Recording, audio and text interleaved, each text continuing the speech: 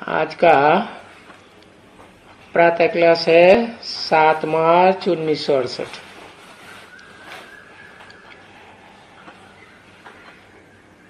तीसरे पेज के पहली लाइन में बात चल रही थी गुरुवार को कि जो उत्तम ते उत्तम पुरुष बनते हैं तो उनमें पुरुष ही नहीं है, सिर्फ है स्त्री भी है ना। हाँ, प्रवृत्ति मार्ग है। अगर उत्तम नहीं कनिष्ठ है तो फिर कहेंगे स्त्री भी कनिष्ठ है। तो बाप बैठ करके ये सभी राज समझाते हैं और याद दिलाते हैं, बच्चे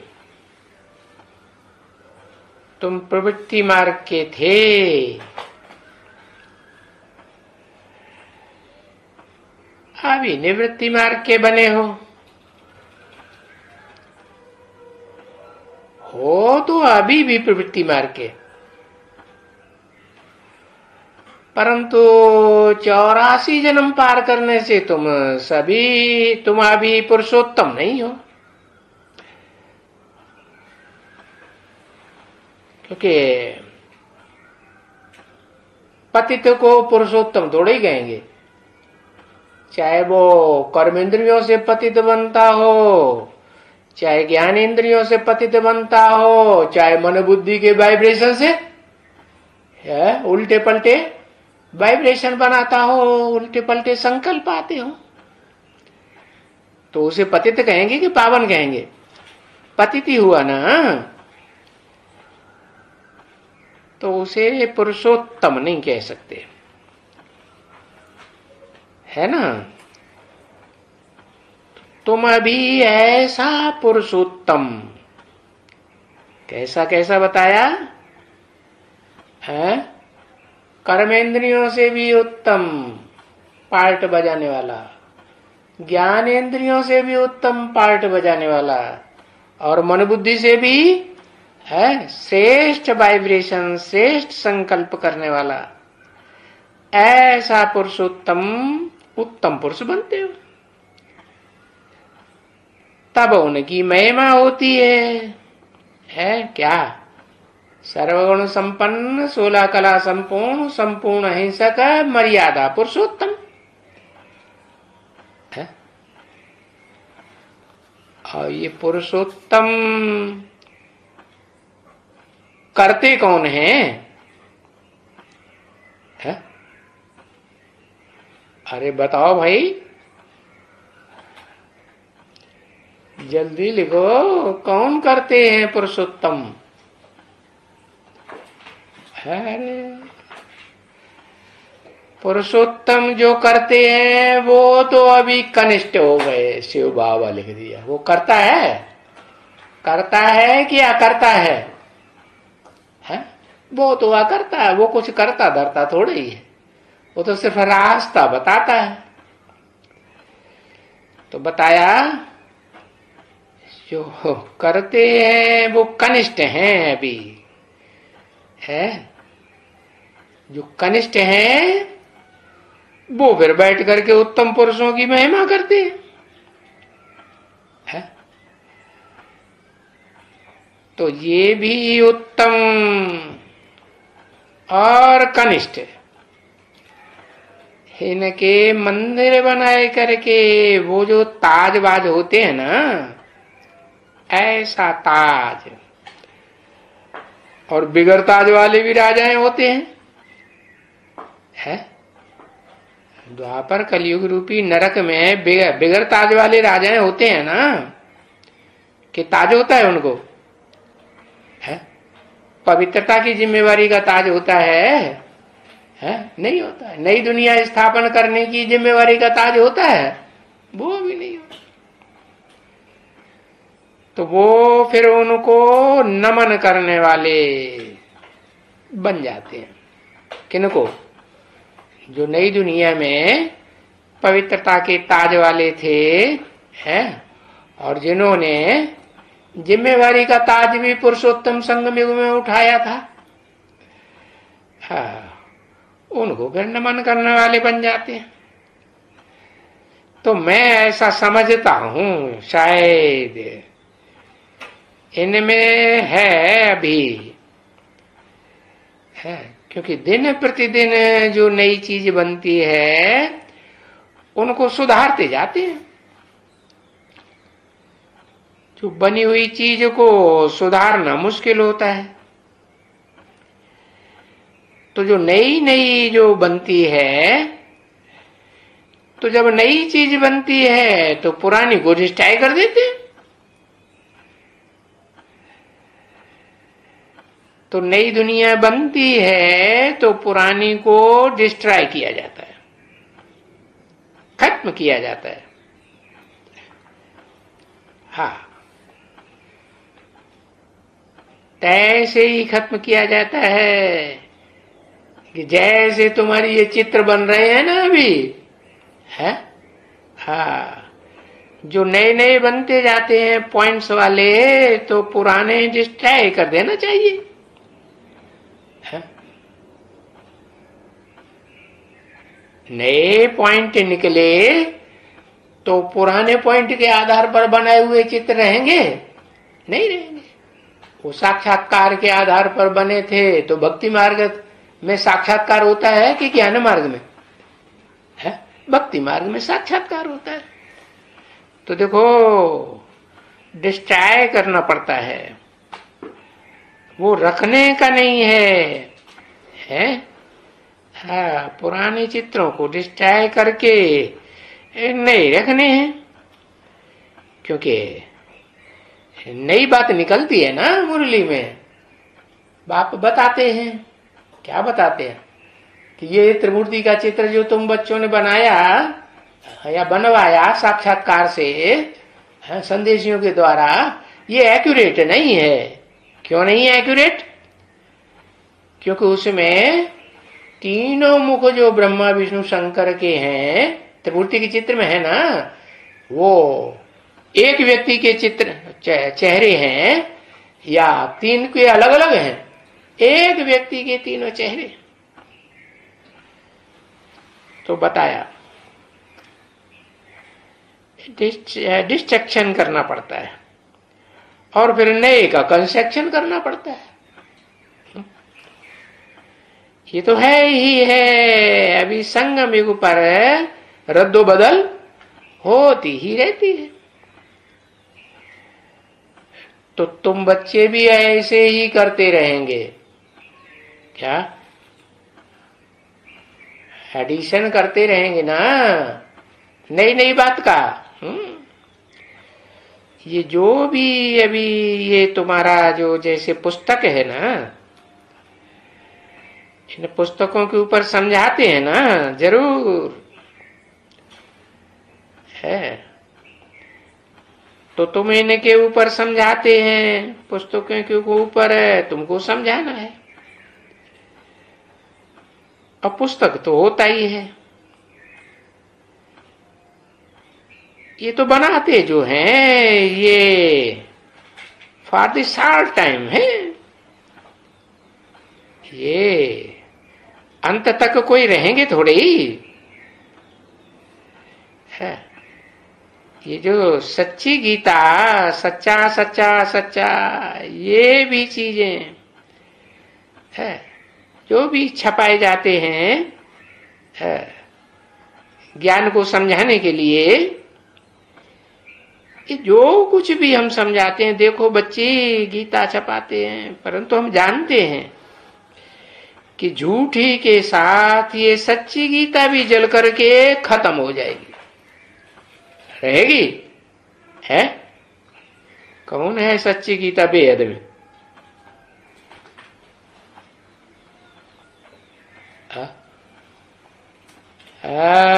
परा प्रकृति, जिसको नाम दिया है सच्ची गीता, अभी नाम दिया है ना।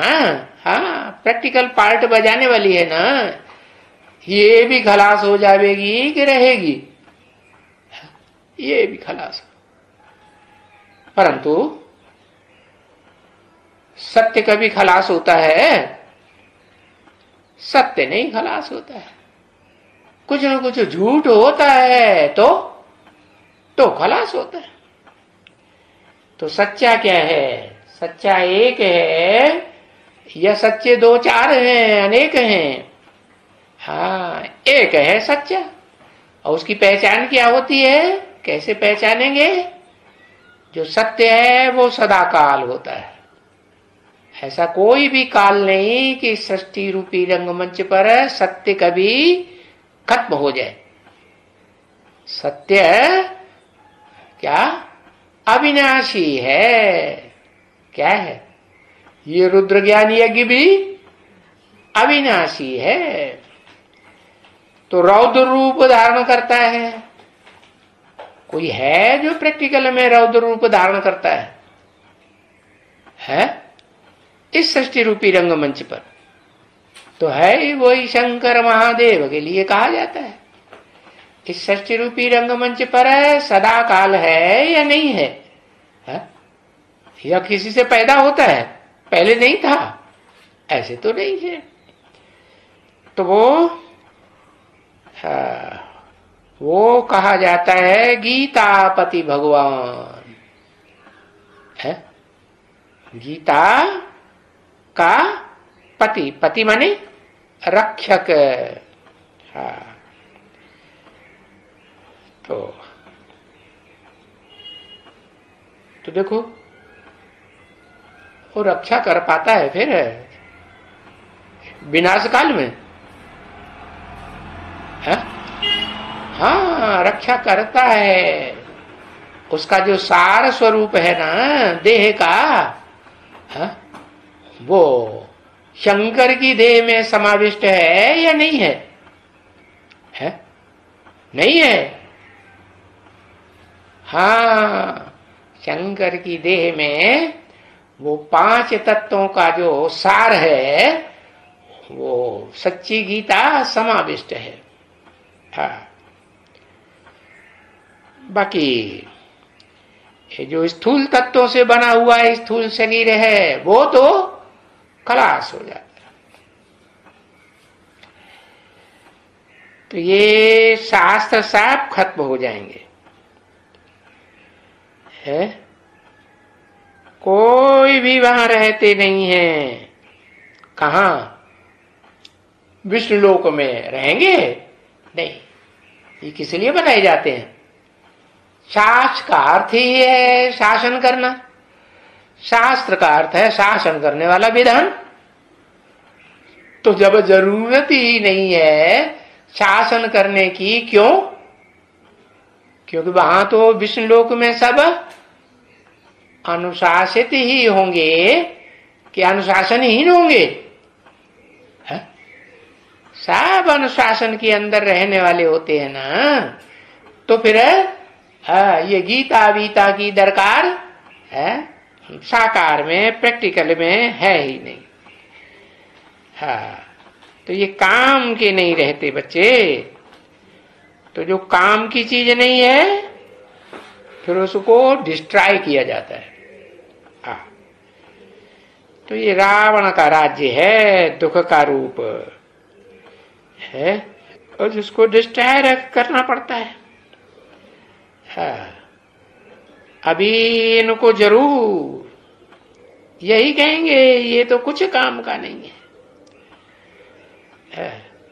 अब ये तो बाप आकर के समझाते हैं बातें।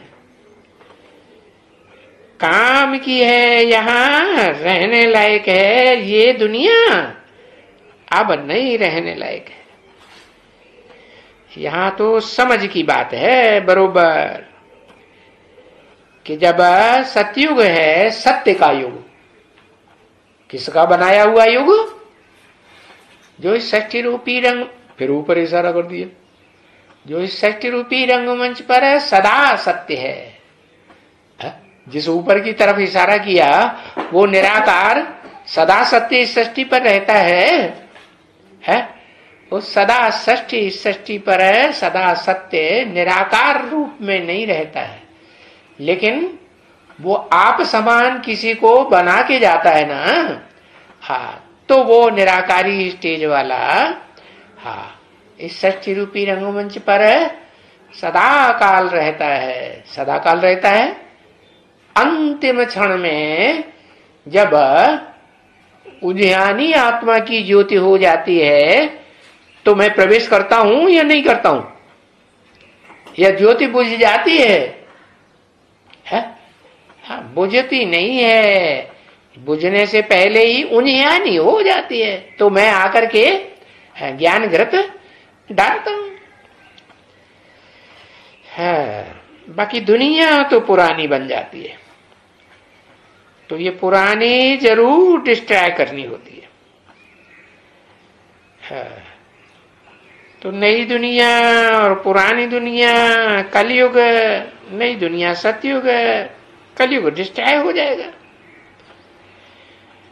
तो ये समझ की बात हुई ना। अभी समझ है ये बाप बैठ करके देते हैं, समझ माने बुद्धि बैठ करके देते हैं, माने प्रवेश करते हैं। प्रवेश करते हैं तो जिसमें प्रवेश करेंगे उसमें बैठेंगे ना, हाँ, शरीर रूपी रथ में प्रवेश करते हैं बैठ के। देखो भक्ति मार्ग में भी है जो रथ दिखाया है, शरीर रूपी रथ, उसमें खड़े होके रथ चलाते हैं कि आराम से बैठते हैं, बैठते हैं ना। तो किसको देते हैं? बाप बैठ करके समझ किसको देते हैं, उसका नाम बताओ। है अरे दादा लेखराज को समझ देते हैं, बच्चा बुद्धि को समझ दी जाती है, बच्चे को समझ दी जाती है, अर्जुन को समझ देते हैं। अर्जुन अर्थात जो अर्जन करने वाला है? अर्जन करना माने कमाई करने वाला है। तो समझा किसको देते हैं? जो है क्या कमाई करनी है? कर्मेंद्रियों की कमाई करना सिखाता हूं, ज्ञानेंद्रियों की कमाई करना सिखाता हूं, क्या सिखाता हूं? पहले तो मन बुद्धि से याद करने की बात है, परंतु याद भी तो तब करेंगे जब ज्ञान बुद्धि में बैठेगा। तो ज्ञान तो इंद्रियों के द्वारा ही होगा ना। कौन सी इंद्रियों के द्वारा? ज्ञान इंद्रियों के द्वारा ही तो ज्ञान होगा ना, कि कर्मेंद्रियों के द्वारा ज्ञान होगा? हाँ, कर्मेंद्रियां तो जैसे जड़त्व में ही बुद्धि, उनके द्वारा तो ज्ञान होने वाला नहीं है। तो बताया उन ज्ञानेंद्रियों का भी प्रधान कौन है? मन। और मन का भी कोई प्रधान है कि नहीं? कौन है? बुद्धि। तो देखो ओ शास्त्र में भी लिखा हुआ है, गीता शास्त्र में, क्या? इंद्रियाणे पराण्या हो, इंद्रियां बड़ी प्रबल हैं। कौन सी इंद्रियां? चाहे कर्म इंद्रियां हो चाहे ज्ञान इंद्रियां हो, 10 इंद्रियां बड़ी प्रबल हैं। आंख प्रबल है कि नहीं? हाँ, तो देखो बड़ी प्रबल होते हुए भी इनसे भी प्रबल कोई और है। कौन है? उस आत्मा का नाम बताओ। है? अरे कुछ आत्मा, वो आत्मा शरीर धारण करती होगी तो उसका नाम शिव। अच्छा, मन के ऊपर एकदम शिव है। वो क्या नाम? इंद्रियों के ऊपर है, इंद्रियों के ऊपर मन है। हाँ, इंद्रियों के ऊपर है जो मन है वो है ब्रह्म, है कि नहीं? पूछड़ी वाला है कि नहीं है? पूछड़ी जानवरों को होती है कि अकलमंद को होती है? किसको होती है? जानवरों को होती है। तो देखो वो पूंछड़ी वाला हनुमान भी दिखाया है, लेकिन उस हनुमान को अर्जुन के सर के ऊपर बैठा हुआ क्यों दिखाई दिया है? झंडे में कपिध्वज दिखाते हैं ना, तो ये सही दिखाया या गलत दिखाया है? कैसे सही दिखाया है? अरे अर्जुन की आत्मा, अर्जुन वाली जो आत्मा है वो स्पेशल पुरुषार्थी है, या जो उसके सर पर बैठा हुआ बंदर है वो स्पेशल पुरुषार्थ करता है? ऊंचे ऊंचे पुरुषार्थी कौन है? अर्जुन है ऊंचे ऊंचे पुरुषार्थी। परंतु जब तक पुरुषार्थी है तब तक अधूरा है, यह संपूर्ण है। अधूरा है ना, अधूरा है, मन के कंट्रोल में है। उसके ऊपर किसका शासन है? मन का प्रैक्टिकल जो पार्ट बजाने वाला मन रूपी अश्व है, मन रूपी घोड़ा, जिसे शास्त्रों में बृहद अश्व कह दिया। बृहद कब बनता है? बृहद माने बड़ा है, कहते हैं ना महादेव। तो महाशब्द कब लगा? दो होते हैं तो एक में महा लगाया जाता है। अरे किससे महा? और कौन महा है? महादेव में कहेंगे कि जो तीसरा नेत्र शिव नेत्र बैठा हुआ है वो बहुत ऊंचा है। क्यों क्यों ऊंचा है? क्योंकि ज्ञान का दाता है। क्या ज्ञान देता है कि नहीं? उसमें ज्ञान का अखूट भंडार है या नहीं है? अखूट भंडार है। और लेता कौन है? अर्जुन लेता है 100% या बंदर लेता है? अरे कौन लेता है? अर्जुन लेता है ना। तो वो अर्जुन जब तक लेने वाला है तब तक ऊपर, उसके ऊपर वो बंदर बैठा रहता है।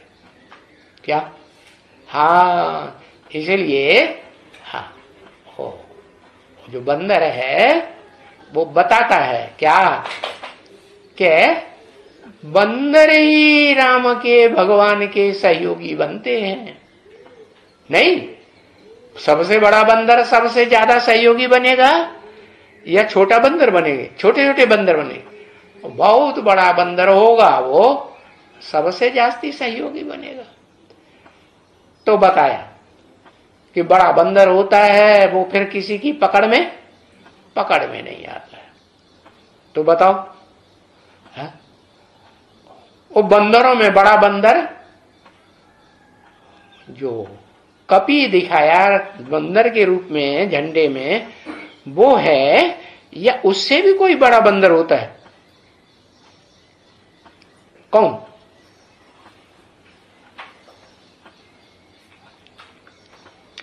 है? अच्छा, लाल मुंह वाला बंदर नहीं होता है, लंगूर काले मुंह वाला ही बंदर होता है। हाँ, हनुमान को तो लाल मुंह दिखाते हैं, क्रोधी हुआ ना। हाँ हाँ, जो क्रोधी किस लिए हुआ? क्रोधी तो इसलिए हुआ कि उसने जब साकार शरीर से पार्ट बजाया था ना, तो जो बच्चों ने बहुत दुख दिया, दादा लेखराज ब्रह्मा को दुख दिया ना। हाँ, तो फिर पुरुषार्थी जो शरीर है, जो अर्जुन की तरह पुरुषार्थी था, वो शरीर छोड़ना पड़ा ना। घाटा हुआ या फायदा हुआ? घाटा हो गया। तो फिर उसको गुस्सा आएगा ना फिर। हाँ, फिर भी देखो, जब तक सूक्ष्म शरीर रहता है तब तक बच्चों को सहयोग ही करता है। फिर अति का अंत करना पड़ेगी नहीं, तो फिर उसे जो अंदर गुस्सा भरा रहता है ना, बाहर दिखावे वाला कृष्ण और क्राइस्ट की राशि मिलाते हैं ना, तो वो 16 कला संपूर्ण कृष्ण वाली आत्मा है, जिसे कि राशि मिलाते हैं। किसके साथ? क्रिश्चियन के साथ। लेकिन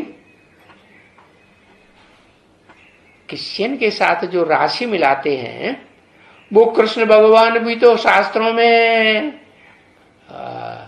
क्रिश्चियन दिखाया है, या कौरव संप्रदाय से है, या यादव संप्रदाय, वो पांडव संप्रदाय से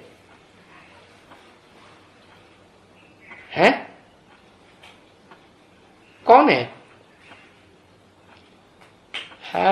वो तो यादव संप्रदाय से।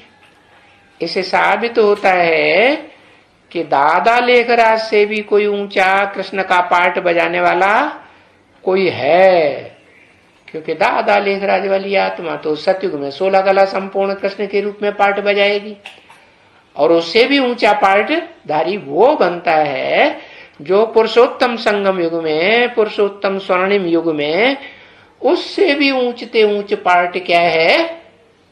कलाबद्ध या कलातीत, कलातीत पार्ट बजाने वाला। उसको कलाओं में नहीं बांधा जा सकता। तो बताया, ये समझ उसी को देते हैं। किसको? है जो समझदारों के बीच में सबसे जास्ती समझदार। मनुष्य तो समझदार होते हैं ना। मनुष्यों की संख्या कितनी है इस सृष्टि रूपी रंग में? 500 करोड़ है? 700 करोड़ नहीं कहेंगे। क्यों? कि वो तो मक्खी मच्छर मिसल हैं, आए और गए। बाकी जो मनन चिंतन मंथन करने वाली असल में आत्माएं हैं मनुष्यों की, वो तो सिर्फ 500 550 करोड़ हैं, उससे जास्ती नहीं है। तो उन 550 करोड़ में जो ऊंचते ऊंच समझदार है, वो तो अर्जुन की ही आत्मा है। इसीलिए तो बंदर को समझाते हैं भगवान, ये अर्जुन को समझाते हैं। जो प्रैक्टिकल में रूप में बंदर दिखाया गया, लाल मुंह वाला होगा या काले मुंह वाला है? लाल मुंह वाला बंदर होता है, क्रोधी। लेकिन जो काले मुंह वाला होता है ना, वो तो काम विकार से काला बनाना। काम विकार क्या बना देता है? एकदम काला रंग बना देता है। तो जो संगम युगी कृष्ण है, वो तो काला लंगूर बनता है? अब ज्यादा लंबी पूंछ किसकी होती है? विकारों की पूंछ है। ज्यादा वो जो लंबी पूंछ होती है तो काले मुंह वाले लंगूर की होती है ना? हाँ, तो कृष्ण काला दिखाया जाता है। वो पुरुषोत्तम संगम युग की यादगार है कि जब संगम होता है कलयुग का और सतयुग का, तो वो काला पार्ट बजाता है। कौन? कृष्ण संगम युगी काला पार्ट बजाता है ना। दुनिया जो काला पार्ट करेगा, काला धंधा करेगा, गुप छुप के धंधा करेगा, गोपनीयता से करता है कि नहीं? तो जिनके साथ करता है उनका नाम भी रख दिया गोप और गोपी रख दिया। तो गोप गोपी भी जो काला धंधा करते हैं अकेले करते हैं कि किसी के साथ मिलकर करते हैं? मिलकर करते हैं ना। तो वो गोप गोपी भी काला धंधा करने वाले, और वो जो बड़े से बड़ा गोप है कृष्ण संगम युगी, वो भी काला धंधा करने वाला। तो ये कलयुगी हुआ या सतयुगी हुआ? सच्चा सतयुगी कहें या झूठा कलयुगी कहें? झूठा हुआ ना। तो दुनिया में झूठ ते झूठ काम करने वाला वो हुआ काला कृष्ण है। काला कृष्ण है तो ग्लानि भी होगी? नहीं होगी। और प्रैक्टिकल में होगी कि और कोई सूक्ष्म शरीर से होती है, हवा में होती है नहीं, प्रैक्टिकल में ग्लानि होती है। तो वो ग्लानि सहन करनी पड़े या नहीं करनी पड़े, वो ग्लानि से उतार करके गायन योग्य बनाने के लिए बंदर को क्या बनाना है, मंदिर लायक बनाना है। तो भगवान बाप उसे गीता ज्ञान सुनाते हैं। गीता ज्ञान नाम क्यों कर दिया, अर्जुन ज्ञान नाम क्यों नहीं किया? इसलिए किया कि अर्जुन तो पुरुष का नाम है और गीता तो कन्या माताओं का नाम है। कन्या माताओं में कलयुग के अंत में फिर पवित्रता की ताकत ज्यादा होती है। और पुरुष तो सब क्या बताई दिए, दुर्योधन दुशासन अपवित्रता को छोड़ते ही नहीं। अपवित्रता जैसे उनका वर्षा है, छोड़ते हैं। चाहे वो ब्रह्मा नामधारी हो, चाहे वो प्रजापिता ब्रह्मा नामधारी हो, चाहे वो कोई ब्रह्मा कुमार हो, चाहे प्रजापिता ब्रह्मा कुमार हो, और चाहे वो दुनिया भी लोग हो, धर्म पिताएं हो। वो पुरुष रूप जो होते हैं वो विकारों को छोड़ पाते हैं, कब तक नहीं छोड़ पाएंगे, जब तक माता के क्या माता के सामने सर न झुकाए। क्या सर झुकाना पड़े कि नहीं झुकाना पड़े? नहीं झुकाना पड़े। चाहे वो लाल मुंह वाला लंगूर हो, वो बंदर हो, और चाहे वो काले मुंह वाला बंदर हो, पुरुष रूप में है तो उनको, उन कन्याओं माताओं को माथा जरूर झुकाना पड़े। कौन सी कन्याओं माताओं को है? कौन सी कन्याओं माताओं को? हाँ, किसी का नाम है। हाँ, पवित्र कन्याएं माताएं तो हैं, होती ही हैं। तो तब तो उनको दुर्योधन दुशासन नहीं कहा। हाँ, हाँ, और बस एक ही है, अकेला चना भाड़ फोड़ता है। अकेला चना प्रवृत्ति मार्ग का होगा, वो तो निवृत्ति मार्ग का हो गया। वो तो बाबा की नजर में तो नीचा हो गया है।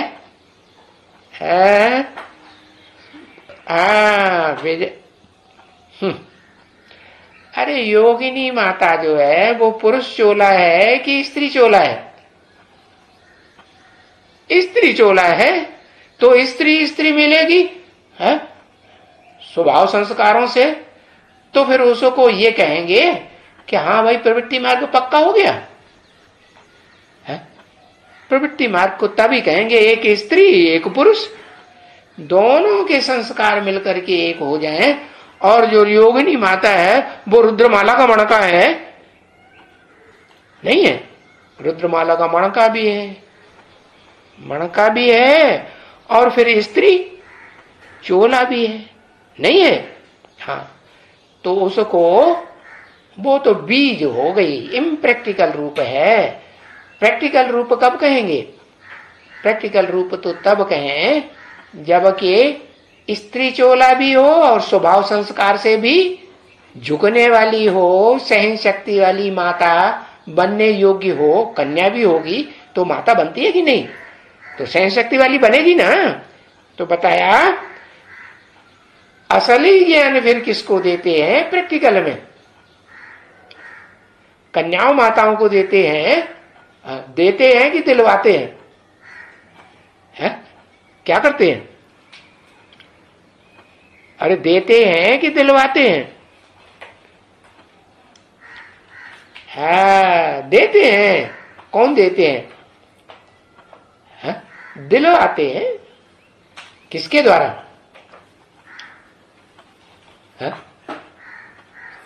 कौन देता है और किसके द्वारा दिलवाता है? या खुद डायरेक्ट देता है?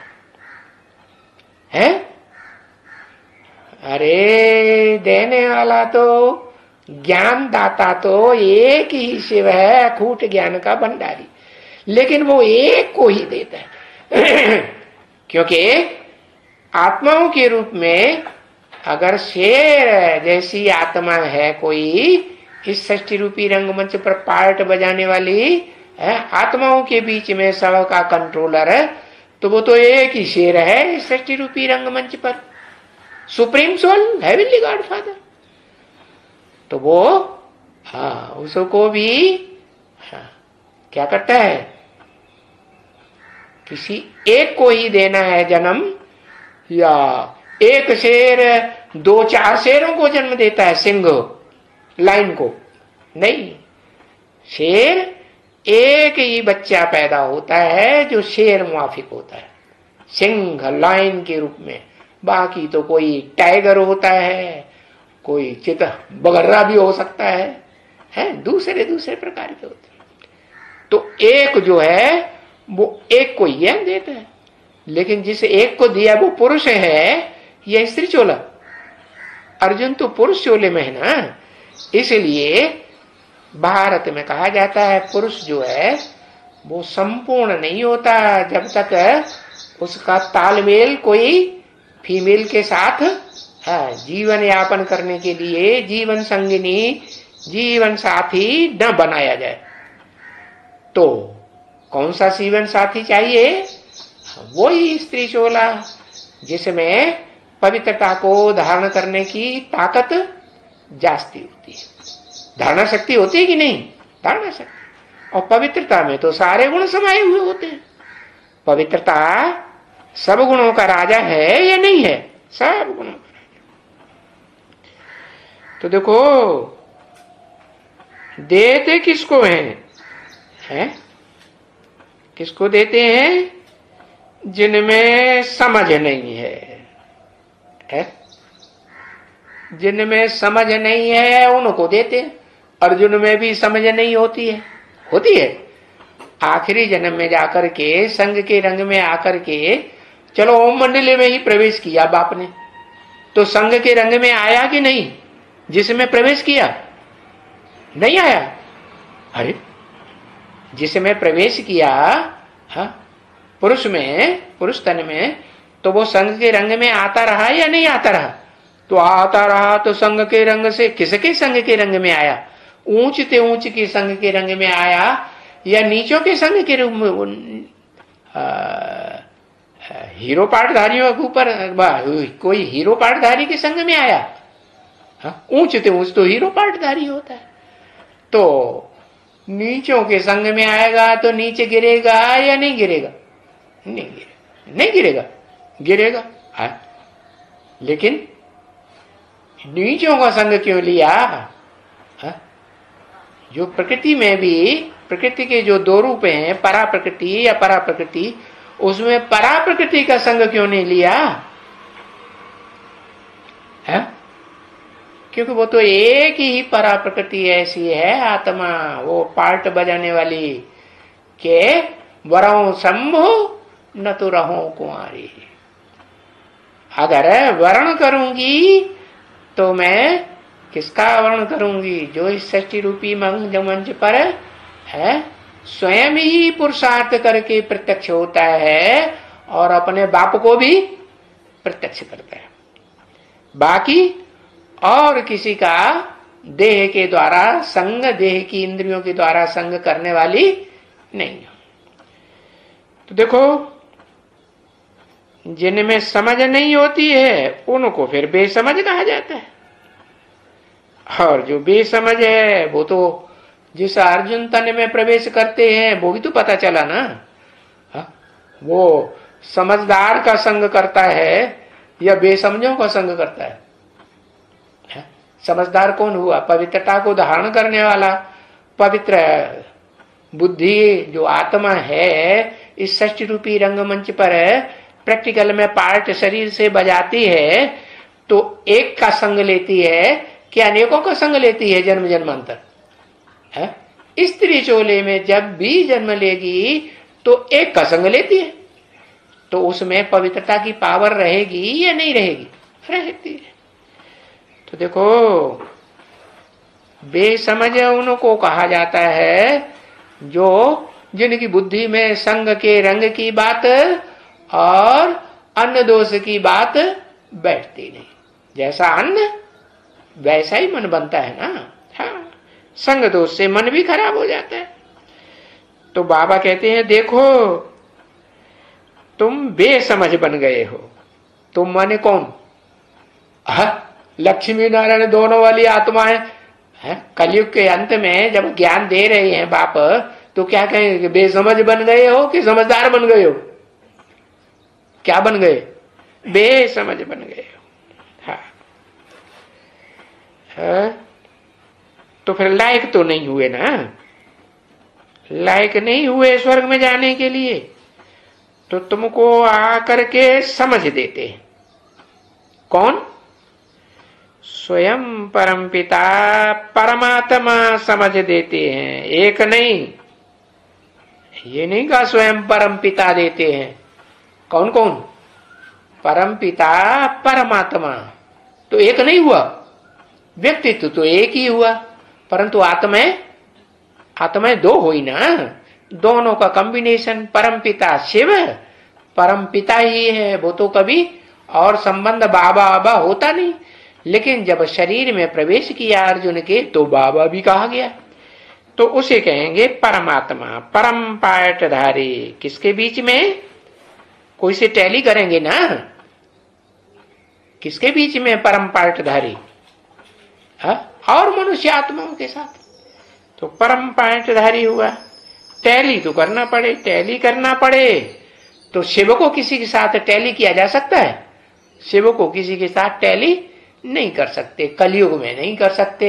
जब नई दुनिया बननी होती है तो एक सेकंड के लिए एक आत्मा क्या बनती है? क्या बनती है? बाप समान निराकारी स्टेज को धारण करती है या नहीं करती? हाँ, निराकारी स्टेज को धारण करती है। तो कहा जाता है परमपिता परमात्मा, जिससे श्री ते श्रेष्ठ मत मिलती है, उनको कहा जाता है श्रीमत से सदगति, और मनुष्य मत से दुर्गति। तो एक ही मनुष्य है षष्ठी रूपी रंगमंच पर है, जिसकी श्रीमत से सदगति कही जाती है। ओम शांति।